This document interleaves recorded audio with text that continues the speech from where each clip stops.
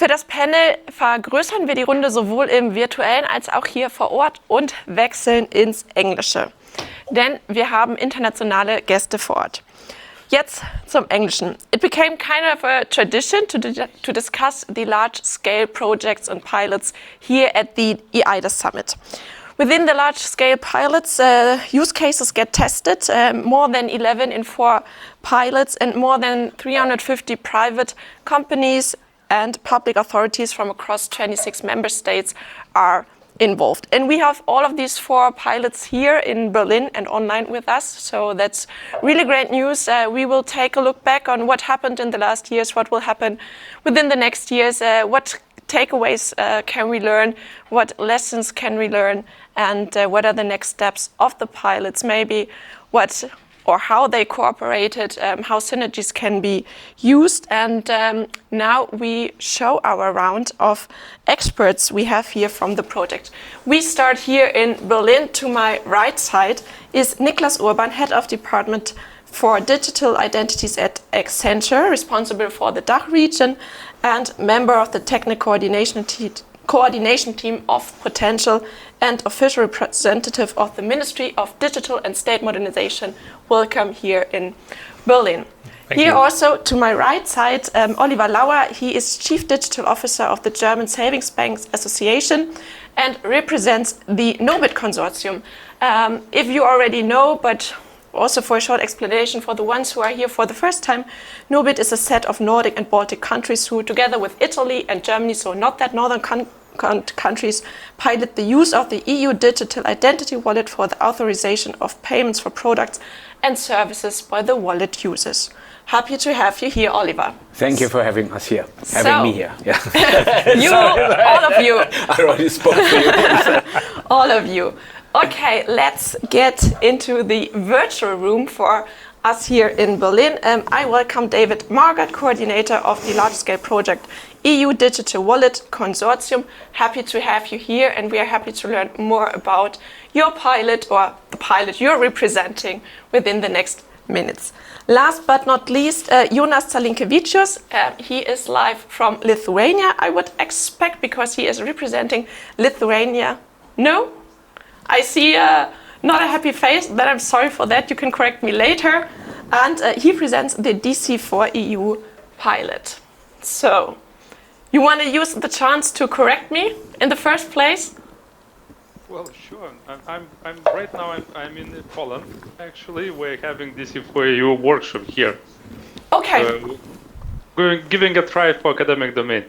Okay, great. Thank you. So, now this is clear. I will ask my first questions, and the audience, feel free to ask question yourself. So that's the first question for everyone.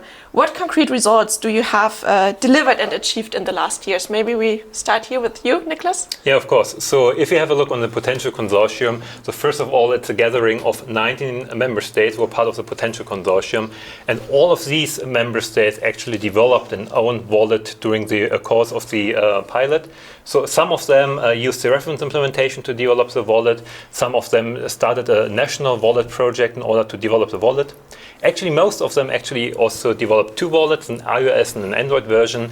And it is actually impressive to see all these wallets working and the use cases. And we also had an event, like the final gathering of the potential consortium just last week in Prague, where we came together, and we have also had the demonstration on these different pilots, different wallets. But one of the key areas we focused on within the potential is actually to reach interoperability between these wallets, but also between the issuer and verifier applications all our partners developed. So we already started quite early with different interoperability events. We started quite early with the online events, and we also organized a hackathon back in Dresden last year, which have been also open for non-potential members actually. So we had persons from the US, from Australia, from Asia participating. So also think about interoperability outside Europe, outside the existing large-scale pilot. And then we continued that journey of different interoperability events with our bigger events in Vilnius and then Warsaw beginning this year. And actually was a quite interesting journey to see from one event to the next one that the interoperability went improved a lot until we reached mainly most interoperability between most of the solutions we developed. And last but not least, maybe one thing. So when looking on the use cases we piloted, we thought about, in the very beginning, it was 6 use cases, mainly using the PID, implementing the mobile driving license, having the qualified electronic signature, and also the e-prescription as part of the potential consortium. And during the course of this 2 years project, we ended up with a lot of more use cases. So also we actually defined and also piloted a tax ID, MSISDN, which is a telephone number. We do have a proof of representation. So if you represent a company, this use case is also continue to work on in the WeBuild consortium, which will start later this year. We implemented the IBAN credential, so basically the bank account number, to have that also in the wallet. And last but not least, the proof of residence.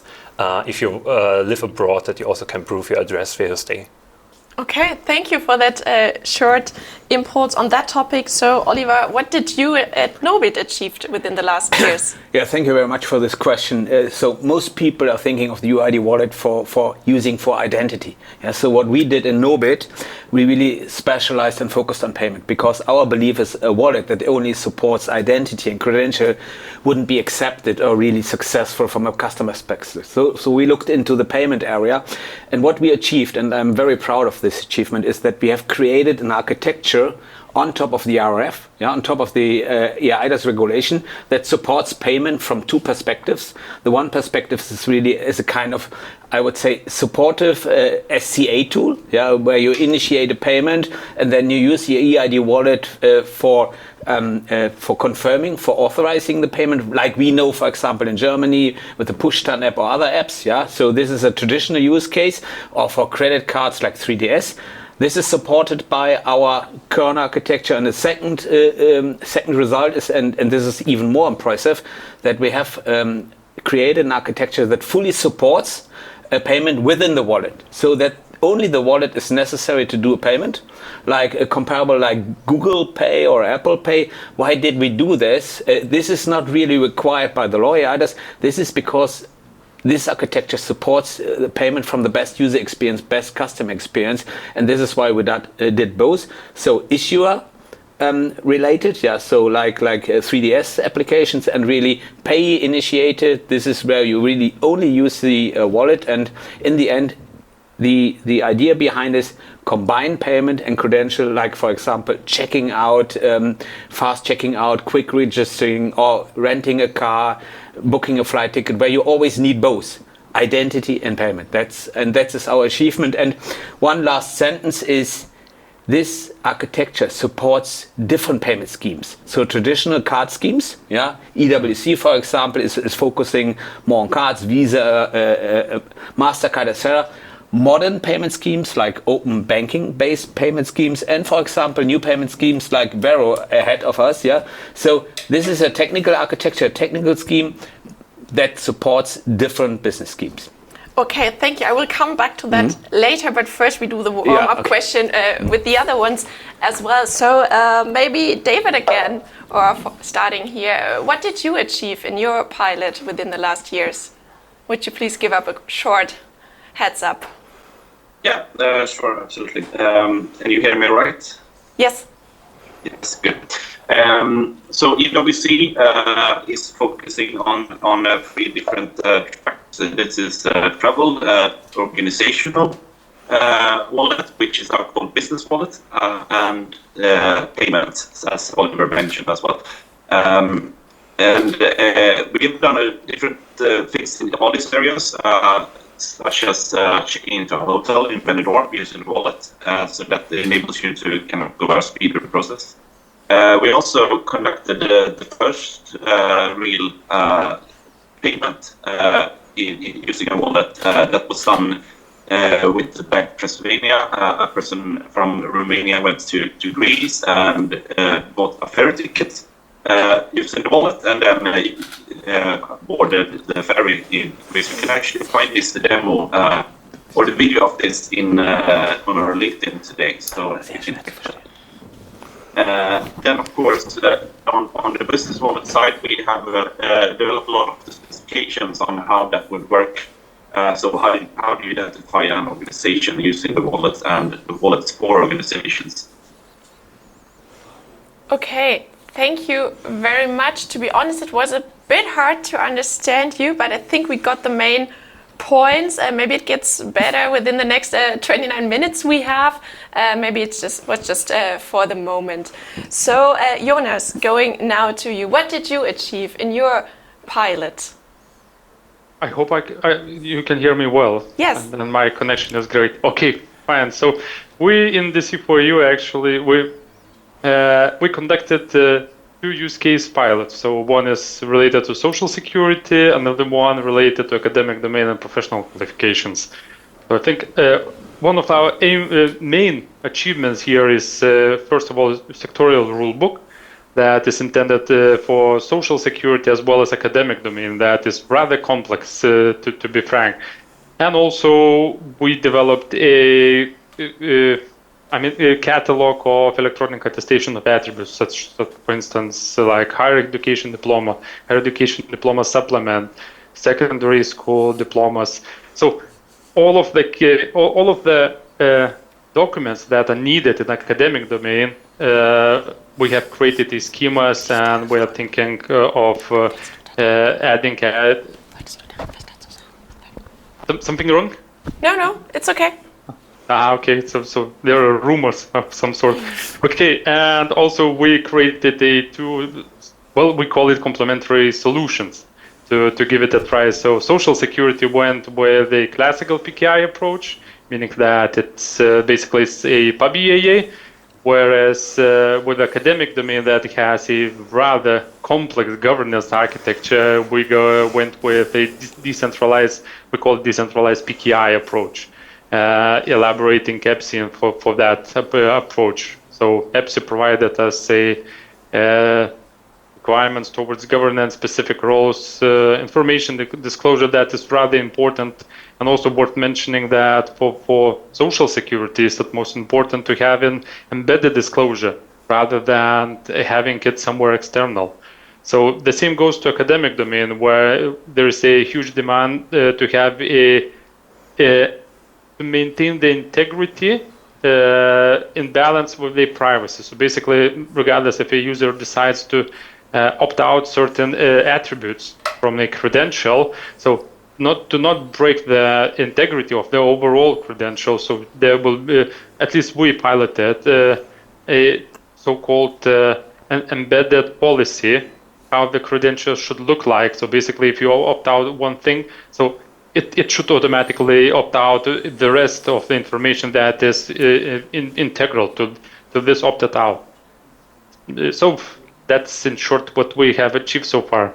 Okay, thank you very much. That sounds great. I would now start a bit more of a conversation here with you and the two of you online. Did you work together in the progress? You said you're focusing on finance, and David said finance and travel. So was there a collaboration between your two pilots? Did you were in contact? We have a very close relationship to EWC, especially in the last 3 months. We have, for example, created a white paper together.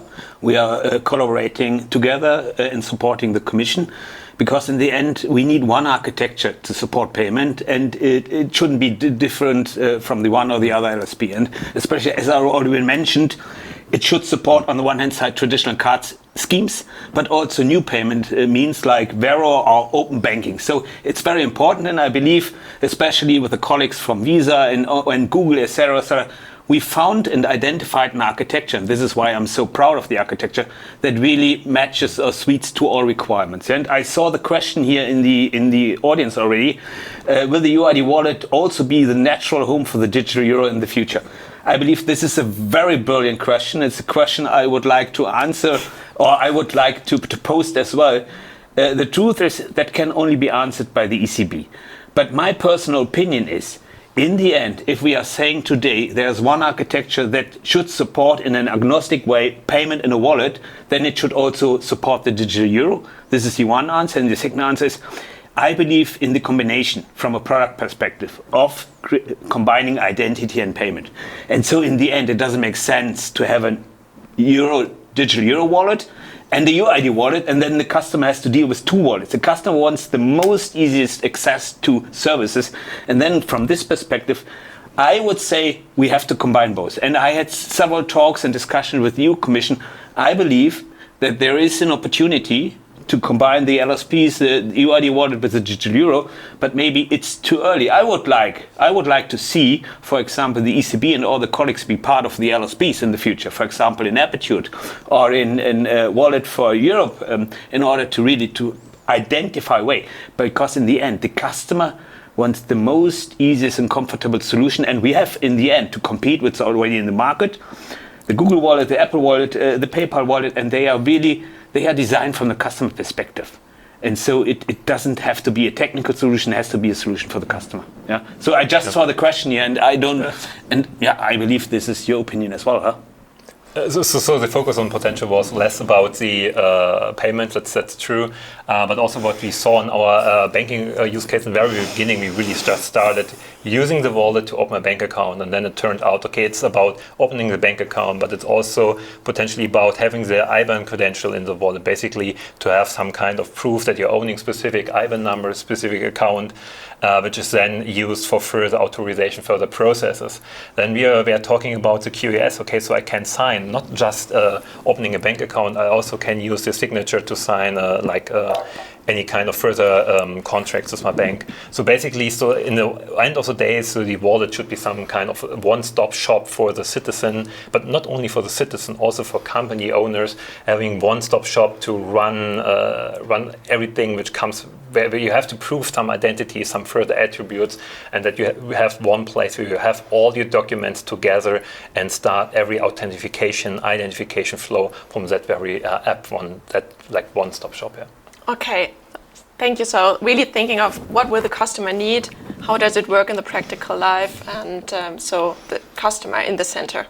Yeah, and the day-to-day relevance. Mm-hmm. Yeah, you remember our eID. Yeah, it lacks.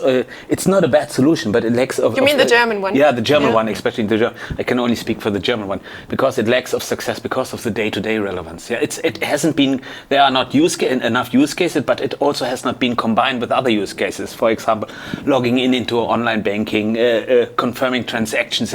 These day-to-day use cases. If we would have started 10 years before, doing what we now intend to do with the UID wallet, already with the eID, the traditional UID wallet, the plastic card, would have been a very huge success. It's only because we didn't think beyond eID, and we really have to think beyond eID, combined from the customer perspective. Yeah, and I hope that we do it this time differently, but honestly, I don't know. But we're already doing it differently by having a thing about the app and also having the large-scale pilots here, which are not focusing just on the identity, which is my name, first name, birth date, to also think about further attributes within that wallet so that I really can support these day-to-day use cases. Since in daily life, I do not need my ID card every day, but I need payments every day. I need my ID card sometimes. I need my driving license. I have to sign contracts, and to really bring all these use cases together. And the important factor, and that's what we also did in the potential consortium, bringing the actors from the private and public sector together. So at the end of the day, it was 160 organizations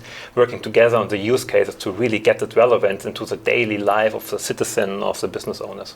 Okay, so Oliver already mentioned that there are a lot, and also the question showed it, a lot more ongoing legislative activities like on the digital euro or on other files at the European Union level.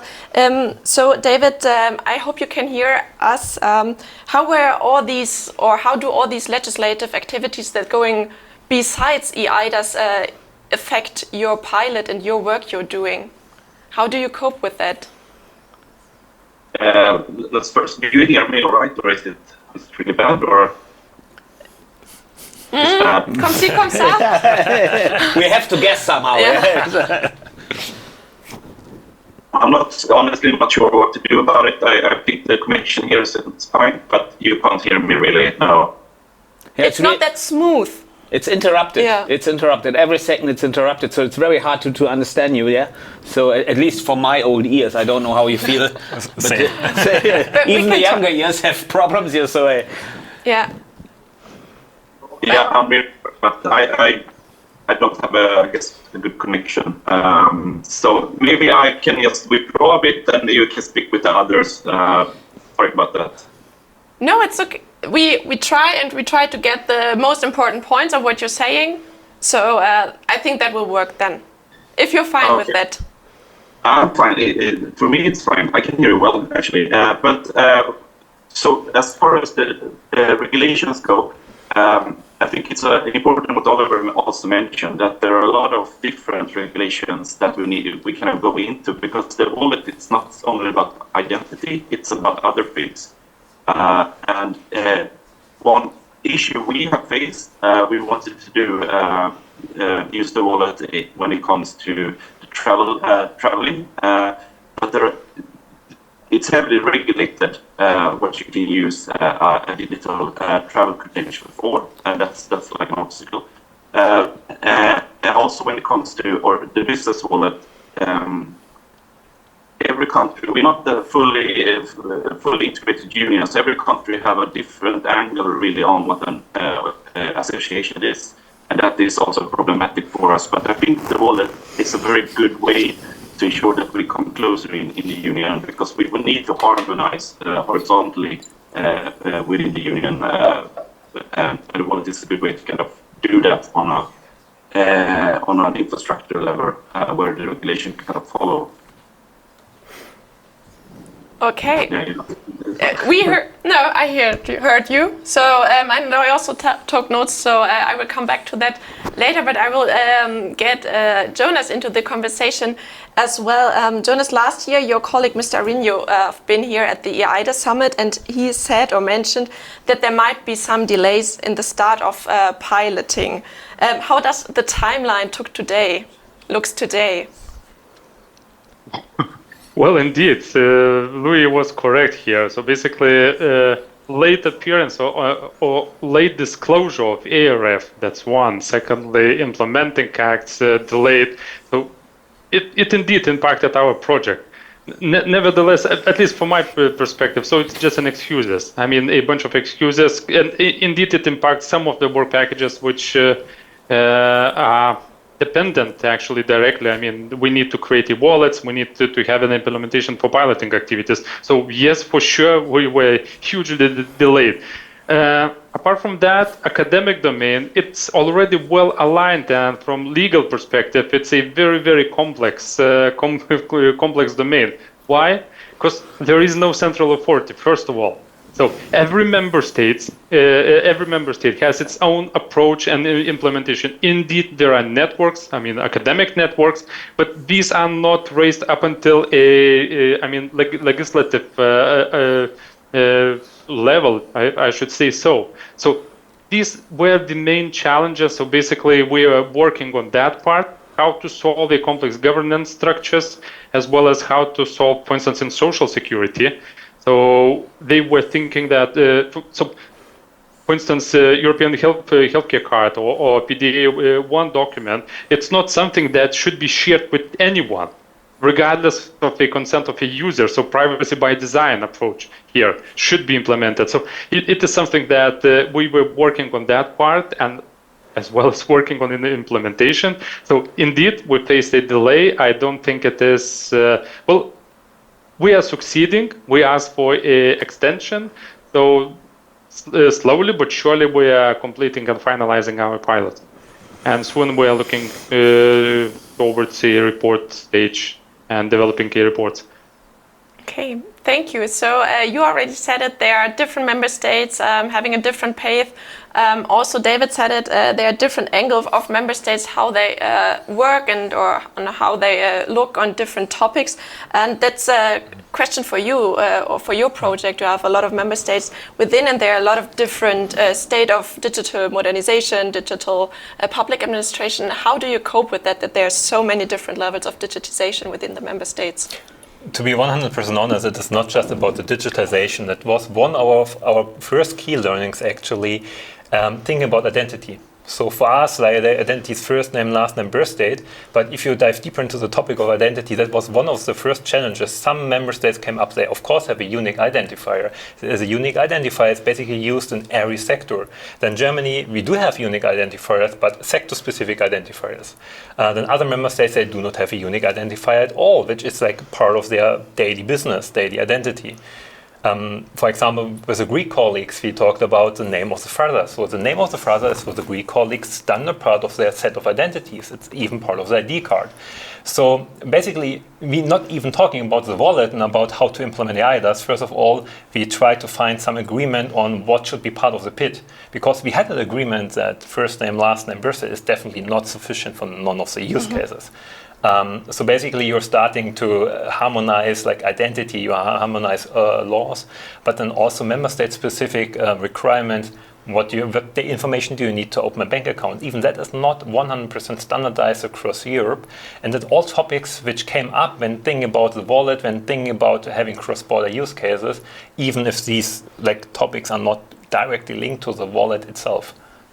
Okay, so one step ahead or further maybe to think about, and not only about the technical requirements. Definitely, yes. And the point is you have to make this work. Otherwise, you have a wallet which is technically working, you have to issue and verify, that's all cool thing.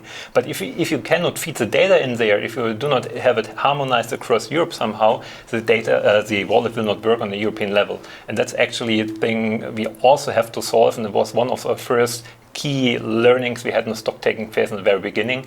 Right now, it's still not 100% solved, but we do have some workarounds to make it at least working for the pilot, and also have some ideas on how to bring it in production on that level. Okay, thank you. My next question would be to you, or do you want to respond, because you sometimes knock with your hand? No, what I just wanted to add from our side, we talked about regulatory challenges. Yeah, we have different regulatory perspectives in every member state. Coming back to payment, what I represent today, or banking, we have one huge advantage. Payment is already regulated on a European level. We do not have to bother with all the problems we, for example, have in the space of identity. There is no regulated identity cross over Europe. But payment is regulated. We have same rules in all 26 member states. This is one advantage. So of course we have to amend regulation. There's still some issues, but at least the underlying layer is already cross-border capable. So one advantage why I would say beyond the advantages I already highlighted is to start over with payment. The other one is we have already the technical rates. As you remember, Visa, MasterCard is already available in every member state. I do not want to say, hey, we have to build on top of them. But if we want to have them in the wallet, they are already there. They have European rates. We have Vero. As a newcomer, Vero is already European architecture. It's capable to support European countries. So this is the advantage beyond all the challenges that have already been mentioned. Or open banking, PSD2.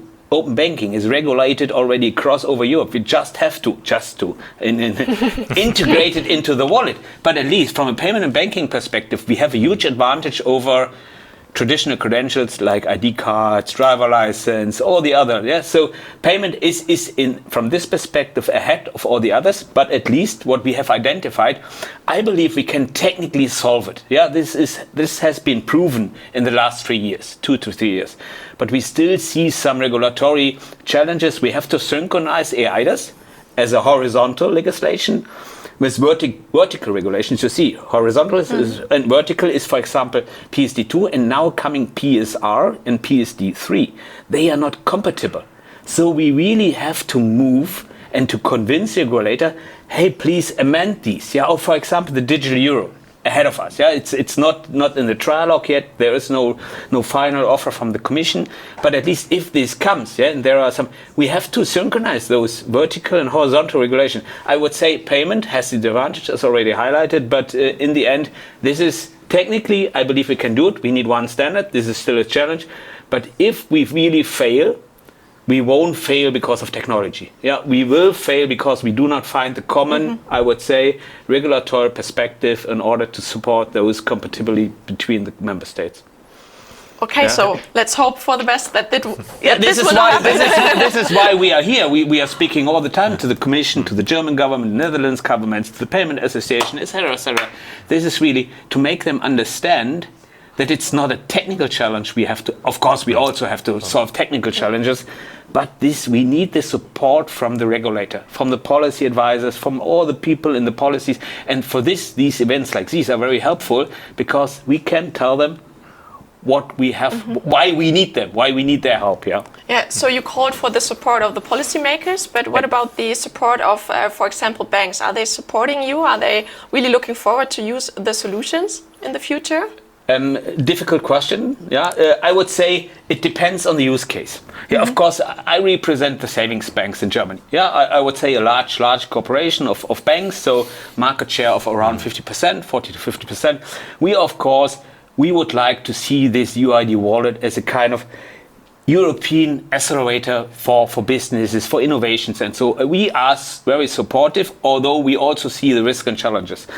Other banks are saying, hey, for KYC, perfectly fine. For SCA, for payment, they hesitate. So even in Germany, they say, why don't we need that? We have already Apple Pay, we have Google Pay, we have the credit cards. Why do we need that in the wallet? So I would say the market is in a different shape. And we see the same attitude across Europe. For example, in Aptitude, we have all major French banks. They are currently saying, I believe SCA supported by the wallet is okay, because it's required by the law, and 3DS scenarios is fine. But full-fledged payment within the wallet, they don't really see the rationale behind. So it's still, I would say, a process of trying to convince participants. Because in the end, it's really, I believe, in the business power of this innovation. But it's still a way to go. Okay, thank you. So, David, is it possible to add? Yes. One specific thing to what you just said. Look, it's not. I'm not saying that it is easy, but you have ECB behind. Basically, it's a money banking, so it is a heavily regulated sector. Meaning that the trust here, because what I would like to highlight here, trust establishment. So eIDAS works as base foundation here. So nobody challenges whether should I trust German EID or Spanish EID. It's not about that, but. When you go into the domains that are not so centralized, like academic domain, I'm sorry, because it's our use case, so that's why I would like to highlight that part as well. And this one very important thing here is diploma recognition, for example. So how should I, or how will I establish a well-informed legal certainty here? So, okay, I can believe and I will trust the credential as it is a authentic, okay, fine. But does this institution that actually issued this credential is eligible to issue, for instance, master diploma? So these are the questions that universities or higher education domain institutions are raising. So it is something that is challenging as well on top of domains where it's not so heavily centralized. And eIDAS helps solve that. And as well puts additional challenges. I mean, technology will survive everything, but somehow, there should be, and we will eventually, there should be a legal layer on top of it that actually establishes trust and provides that trust and certainty that I can trust the credential, I can trust what is inside, and it can facilitate to a faster recognition of what is being delivered. So that's something that I would like to highlight on top of what's already said, and it's perfectly correct indeed. In social security, it's the same. It's a very heavily regulated sector. Okay, thanks for jumping in here. So it works perfectly between the virtual and the Berlin stage here. But I would like to also get David into the conversation and asking kind of the same questions with the stakeholders. What are your experiences with your stakeholders and the willingness of member states to use your solutions or your outcomes? I think in general that there is a lot of positive attitudes to use of wallets. However, I think it will be different in different member states. Some member states, as Sweden, we already have a well-functioning identity system So in Sweden, the question is more on why we would need this. We already have something that works. In some member states, as Germany, I think the eagerness is bigger. So it will differ a bit between the different member states. When it comes to the private side, my understanding, and I'm also the co-coordinator of WeBuild, which is a new consortium in the next round.